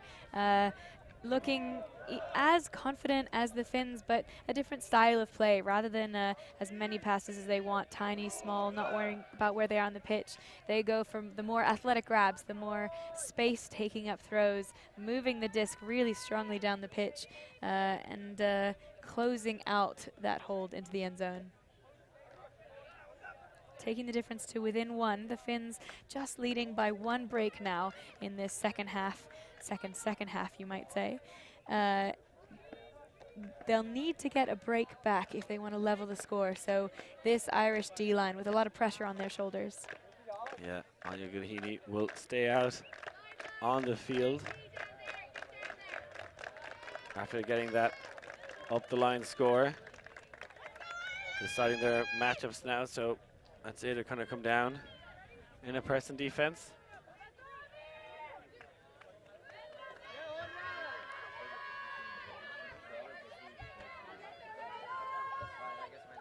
And here comes the finish.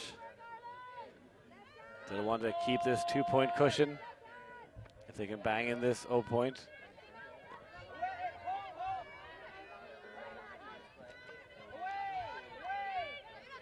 Keki.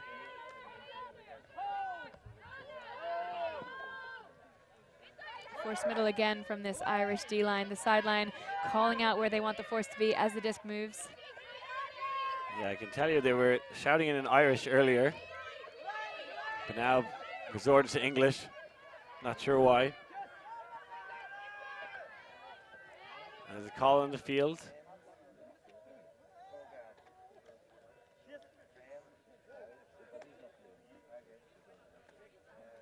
I do believe we'll be streaming one of the men's quarterfinals after this, as I see. Looks like Austria and Russia warming up behind us, I think. Yeah, I just remembered I've got to stream another game in the stadium after this. Not sure if I'll have much time to prep for that one. I'll be jogging over to join Benji Reese. Might have to set a new 500-meter record for getting across this venue. Worth it to see the end of this game, I think. Rakola. Inkinen. Leno. Maya Leno had a very good final at Windmill. Unfortunately, they couldn't beat the Germans, but if they win this game, they'll be finishing higher than the German side. The favorites unable to make the semi-finals. My picks to win a division. More importantly, I will definitely lose the women's division's picks to Ravi if Ireland lose this game. So all to play for here. Very important match. Yeah, I don't think anyone else is too concerned about that. But I am a tiny bit, but I'd love to see Ireland get back in this game, but it's Finland who keep their 2-point cushion, and the clock is running down. Strong catch there by the Finns in the end zone. That throw trailing away a little bit as it came to the corner. Perhaps not the exact execution intended, but kept up, swept in anyway by the Finns. So they hold. The Irish side don't get the break that they need to stay in this game, so we're looking at a 10-9 scoreline. Ireland will be coming out here again on O, looking to hold and then needing to follow it up with a break.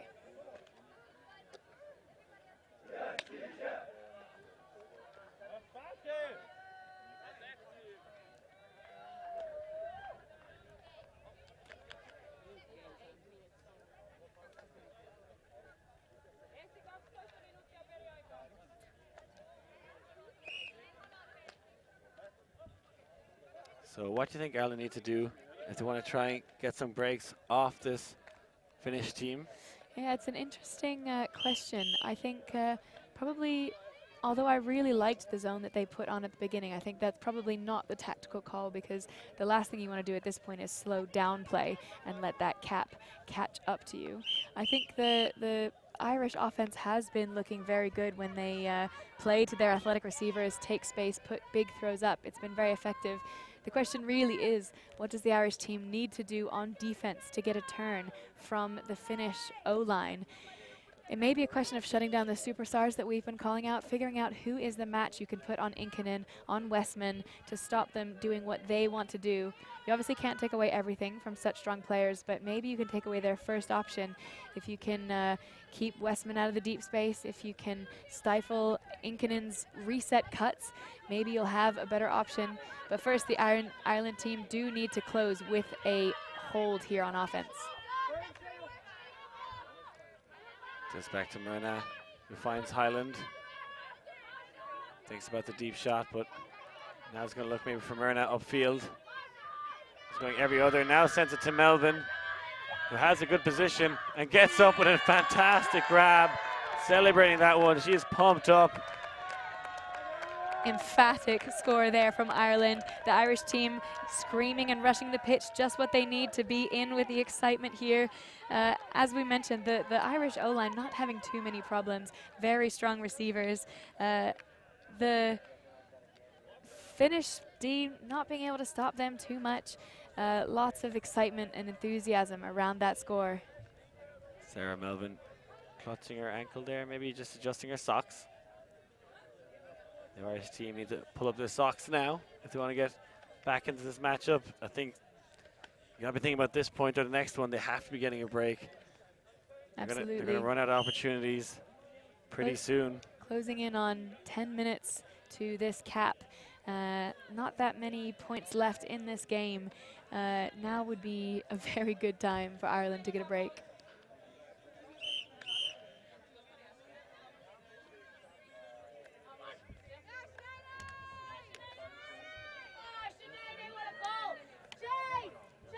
That's a nice floaty pull from the Irish.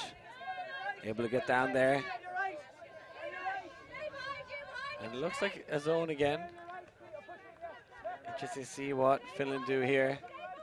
A little more of a trap, I think, on this line. Maybe adjusting it slightly now. The hammer throw. England to Vestman. Gets it across the field, but not too many yards gained. I wonder if my pass counter, Dominic Smith, would do me a favor here. Actually, one of the game advisors for WFTF. Could have used them there at halftime. Or what should have been half. This game never short of drama. Vestman muscling her way through the middle of the field. And now another hammer from Inkinen. Great hands from Leno. Inkinen again. The Finns here have every reason to just hold on to the disc and be calm with it. The first reason being that is what their O against the zone looks like. Lots of calm, small passes. The second is they have the time advantage here. If they can wind down the clock, they have the points advantage. You obviously have to close out every game. You can't just win by waiting, but if the cap goes on and Finland's still up, they're much closer to taking the game.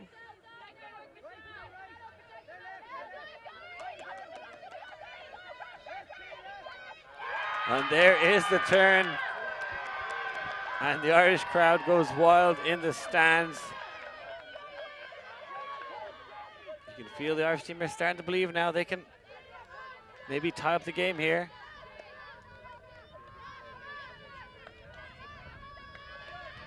Dunn shoots the traffic. Oh, and that maybe not a great decision. And a foul is called. Definitely two Finnish players surrounding Jane Linehan. Not sure if that was the best option, but may have been a foul. Definitely some contact coming somewhere. Yeah, definitely a very small window to try and get that disc into. Two Finnish defenders there gives a very good opportunity for Finns to get the D, but definitely a lot of contact coming down as Linehan tried to catch that disc.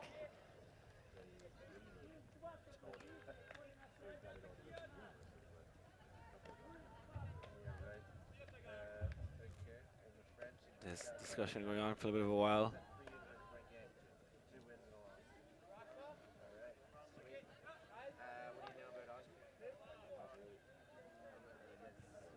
Long discussion here as the players all make their points. It's looking very calm and reasonable.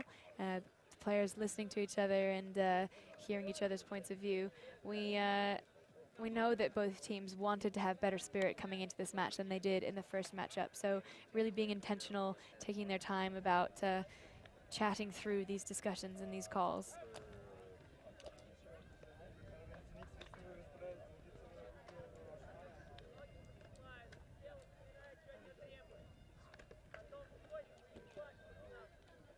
And this discussion has gone on too long for me, in which case it should be contested and sent back. Is definitely a long discussion, quite a crucial one at this point in the game. We saw that amazing hand block by the Irish defense, really a rallying play for the team to get around. If they score this goal, that's obviously the break that they need. If they turn it back over, they'll be really frustrated at throwing away this opportunity.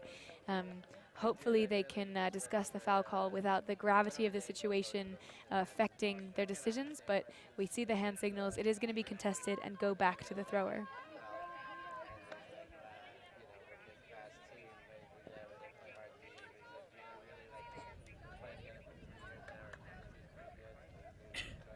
A little bit of wind now, still coming from behind the camera to the far side of the pitch.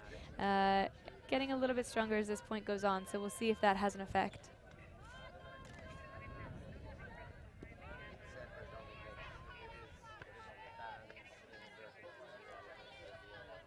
So this go back to Sinead Dunn.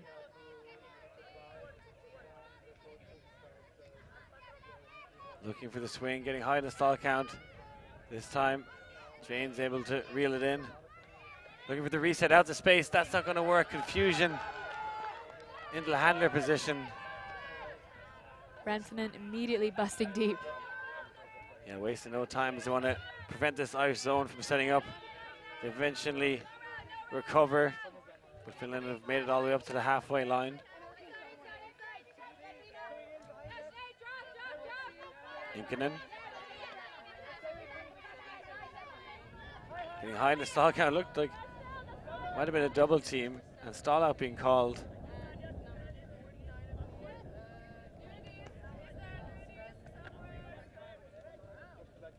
Teams will discuss.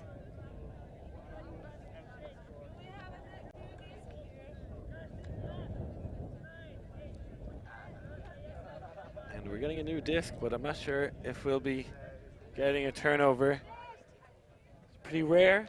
Stall counts aren't contested these days.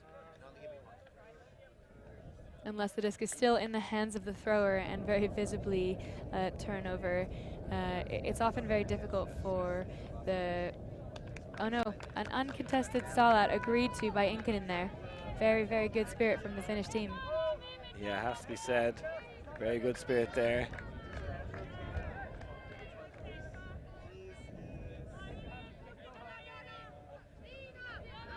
And we are getting a new disc.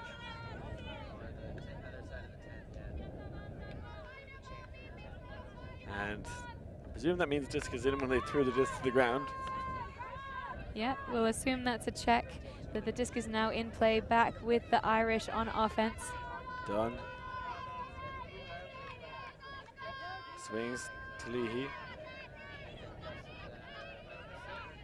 One of the leaders of Rebel Ultimate sends a deep shot. Very speculative to Emma Healy. That's not going to work.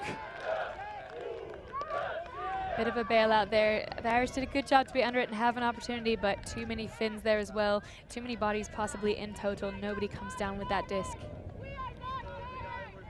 Yeah, you feel a lot of the Irish leaders and stars, not on this D-line, some great defensive players, but maybe struggling to have the offensive prowess to bang in a break. That has been a difference between the teams so far in this game. The Finns very happy to cross some of their offensive stars over onto the defensive line, but I don't think we've seen the same from the Irish. They have a lot of trust in the line that they've chosen to play defense, but that does mean that we don't see any of the players who've been making the big plays on the offensive line out here when the Irish get the turn and when they're looking into the end zone. Yeah, and to be honest, if I was in charge, that's definitely something I would have been doing. I would have liked to see, Fiona Myrna, Sarah Melvin stay out there. I'm sure they're wrecked, but put them deep in the zone. But why would you need to when you have Jane Lennon watching the house? But again, this Irish side, I'd like to see maybe look for the quick transition, do something different to try and help this D-line offense. And a timeout being called. So maybe what they really need, this D-line, is a bit of a break. Yeah. I'm sure they're tired running around that zone. Could be. Each team does get 2 timeouts per half at this tournament. I haven't been counting how many timeouts each team has taken at which point, and I know that we've had some confusion about when exactly halftime was, so we'll need to be keeping on top of that. We've had a few instances of teams not knowing how many timeouts they have left in halves and getting into potentially sticky situations. Yeah, so 2 timeouts per half. We have 3 halves, so that's 6 timeouts per team, right? That's true. Total of 12 timeouts in this very long game.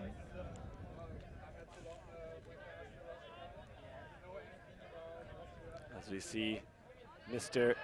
Richard Buggy there, manager for the Irish team, and he's literally the mister. See him carrying around little water sprays. It really does make a great difference just to have that little bit of extra cold water on you in the center of the city of Dior. There's a lovely piece of installation that is essentially a giant outdoor mist shower that you can walk through if you're feeling too warm. You can go through this shower of droplets and cool down. We see the Irish employing that to their advantage here on the pitch. Yeah, I've been showering maybe 2-3 times a day, which is a 300% increase in my usual amount.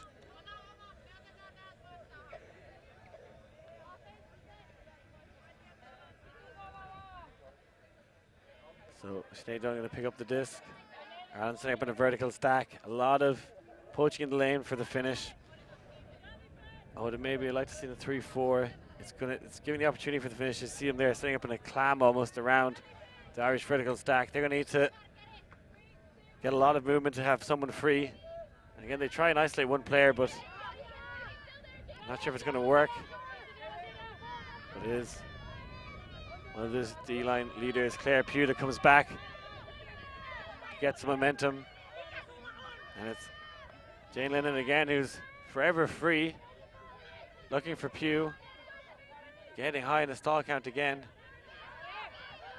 And they've been struggling on that reset every single time. Rantanen with a run 3D there. She had great footwork on that reset mark. You could feel like she was pressuring that D from when that cut started. Oh, that throw seemingly too high for Vestman.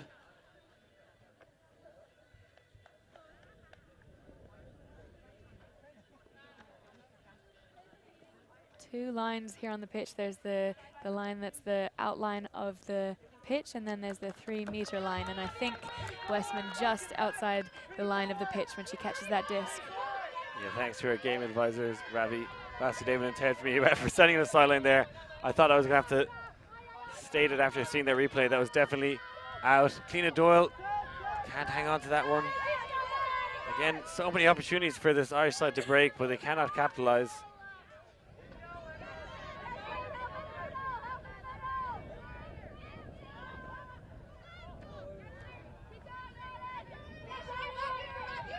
Finland going upfield now. This one again looks like it's going to go too far out the sideline. Both teams letting the excitement, letting the nerves get a bit the better of them. A few overthrows, the wind really catching things, but both teams will want to clamp down on these turnovers in this all-important point. Lee gets Pugh. Pugh thinks about sending it deep, and she does. That one, again, this Irish D-line just doesn't have, I feel, the power to score. The great defense, but really struggling in offense. Maybe it's just they're tired or lacking a cog or two to punch it in. And this is, although we've had many turns in this point, this is a Finnish O-line out there. So very good at playing D, but very, very good at playing O. We haven't seen them convert this point yet, but Ireland will only have so many opportunities to get turns on them. Yeah, it's difficult for me to understand why their whole season is on the line here, and a lot of their stars not on the pitch at this moment. But in fairness, in terms of defense, they're doing a fantastic job, everyone on the field, but unfortunately can't match with their offense. But there's Sinead Dunn in a shorter field now. Someone's got deep straight away. She rifles it, and that's going to be probably too far. No, it's caught. Emma Healy out of nowhere. The Cork woman gets a break to tie up this game. Absolutely massive. That was another one of those throws that when it went up, I think we were both thinking maybe this is another bit of that overexcited offense. It looked very, very close to the sideline, but just close enough in pitch, and that streaking receiver all on her own in the end zone. Definitely has a foot down inbounds when she grabs it, gets Ireland the break, ties it up. Ian French, I'm pretty sure, just exploded on the sideline. Should have never have doubted her tactics. Sinead Dunn, Emma Healy stepping up when needed.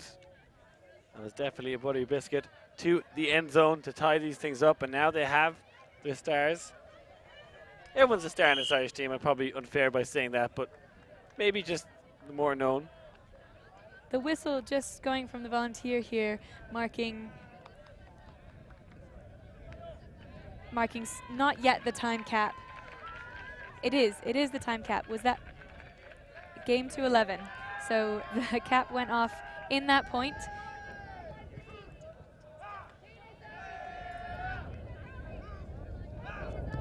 So this is Universe Point, folks. It all comes down to this. Reigning champions Finland going downwind on offense. Can Essie Inkinen, Vestman, and crew punched away to another semi-final, or can Ireland cause an upset here? Fiona Myrna with the disc. Had been injured for some of her playing career, but now back on top. Stepping out with a big pull. Looks like this might drift out of bounds. Yes, it will. So Finland will start this double game point at the brick mark. We see Ireland, as you said, bringing across some of this star power now onto this D-line. It is the last possession, so it's a D-line and also hopefully an O-line for them if they can get a turn. So for both teams, the Universe Point players out on this pitch. Yeah, Vestman, Sariola, Leno, Inkinen. And it's just a straight up match defense from Finland. Very flat force from Kelly Hyland. Getting Hyland the stall count for Sariola. But she's been a rock throughout this game. Good pressure defense from the Irish, but equally matched by the patience from this Finnish side. Jokinen.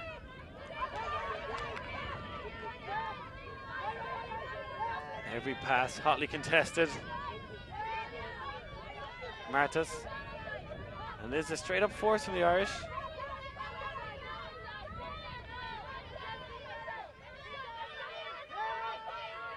And not a lot of options, thinking about the deep shot, but she will go backwards. Inkinen has gone downfield. Jokinen, it was a pick. The wind really picking up in this point. quite a strong crosswind from behind the camera to the far side of the pitch. So throws towards this camera, if any edge of them is shown to the wind, they will get picked up and drifted way far to the other side of the pitch. So the Finnish really being careful of that on offense right now. Yeah, Finland definitely the more experience of these two sides. Some of them playing since 2004, where the World Championships were actually held in Finland back there. So a great history in this Finnish side. Ireland looking to make history now and make it to the first semi-final in the women's division at the European Ultimate Championships. Vestman at the halfway line. Leno. Now, after coming out with a straight-up force, Ireland transitioned to a one-sided force. I think they're going to be forcing flick now back towards the far side.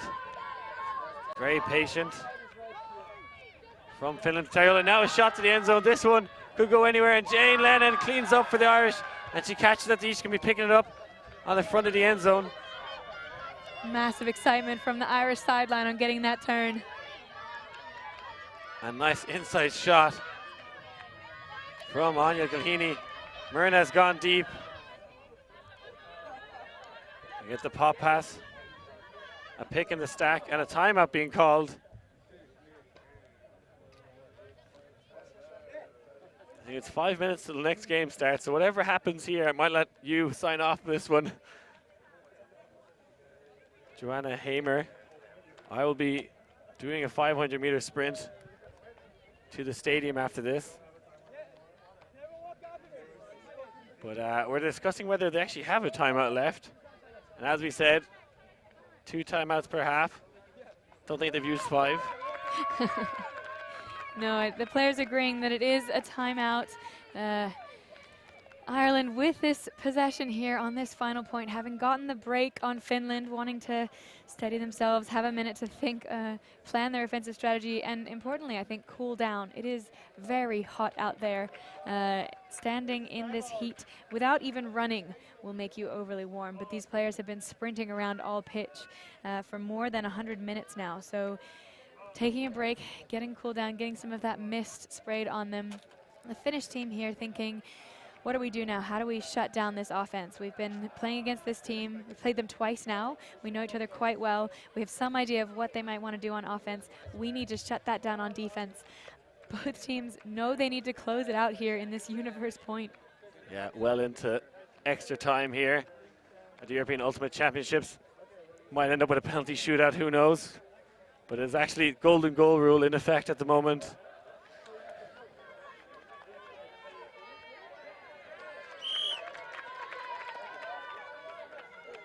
So yeah, all comes down to this. Finland winning these last 2 matchups, but it's Ireland with the disc now on universe point. And Ireland will definitely be buoyed up by the break that they just got to take it to universe point. Coming out on defense on universe is always hard, but it does mean that you've been the team to bring it there. So you have the momentum, but not the possession, except that Ireland's just got the possession back. So timeout is over. This universe point line for Ireland. Anya Gilhini, Lulu Boyd, Sinead Dunn, Sarah Melvin, Fiona Myrna, Jane Lennon and Kelly Highland. Coming out in a horizontal stack now. Haven't seen too much of that. Might see a set play. Vestman up against Sarah Melvin on the near sideline. Vestman definitely poaching a little bit deep. As they look to try and isolate Fiona Myrna in the middle of the field. Matching up against Inkinen. Won't get many battles greater than that. And puts one out to Kelly Highland. Has Melvin free underneath. Gathers it. Nearly up to the finish brick mark. A nation holds its breath. 2 nations hold their breath. I can tell you, everyone from around the premises here, the fields in Győr, Hungary, have ascended to watch this climactic point. Boyd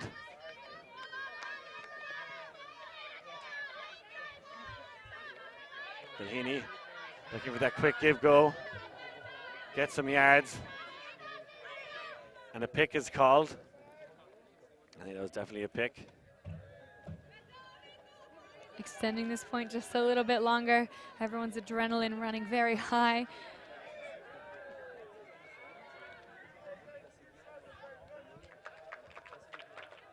Yeah, everyone on the edge of their seats, or if you're in the commentary booth, dancing around. If you're watching at work, try not to flip over your computer monitor or shout too loud. Might have a few people fired today. Melvin looking for Anya up the line, just short of the end zone. Can she pull the trigger? Anya around to Melvin. Thinks about the inside to Myrna. And a pick called.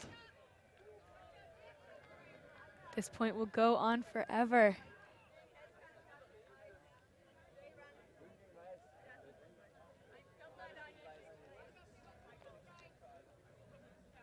So another pick called in this Inkanen-Myrna matchup.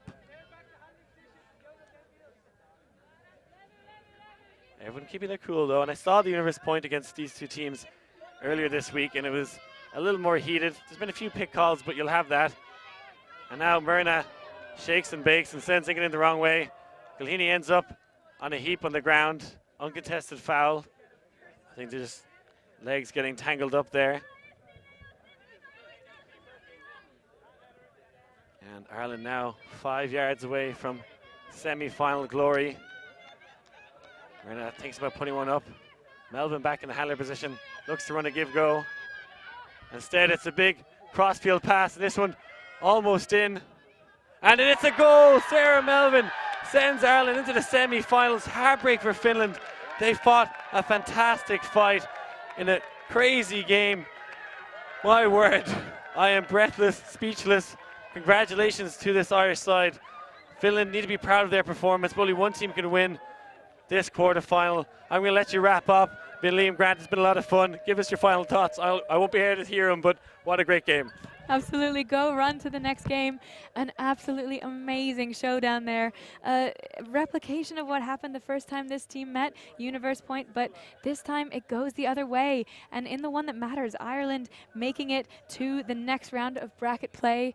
Absolutely amazing play from both sides. Bit of confusion, a bit of time cap issues, but all sorted out very well. And I hope both teams will feel like that game went better from a spirit perspective. Both of them will love to watch that one back. The Finnish team putting in an absolutely amazing effort, but not getting through to the next round. Huge congratulations to Ireland. And from this pitch, we've got another game coming right up, so stay tuned. Thanks for being with us.